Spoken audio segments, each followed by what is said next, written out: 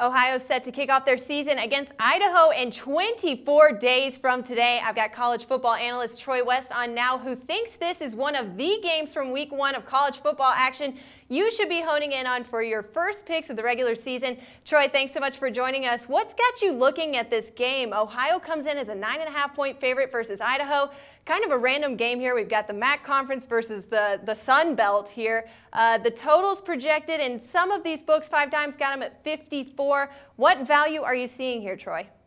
Yeah, I really believe that you're getting a team that's kind of on the rise with Ohio. This is a team that really underachieved last year, going 6-6, also 6-6 ATS. And then you get a team like Idaho. To me, they're going to have to really work some magic to avoid 10 losses. To me, you've got a team emerging and another team rebuilding. So that's where I'm seeing this one lie right now. All right, so you are looking at the spread then in this game. You like Idaho. You like Ohio to cover here.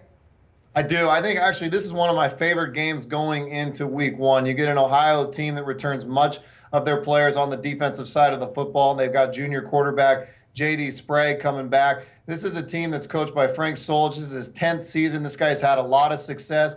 On the other side, you get a young Petrino, not Bobby Petrino. You get a young Petrino making his Idaho kind of rebuilding structure right now. So you got a battle of, like I said, a team rebuilding and an Ohio team that's really emerging. I think this is going to truly be a bloodbath, to be honest with you, Megan. All right, Troy, now I know you don't like to look at totals here, but what about a total play on this game? You think it's going to stay over or under the total?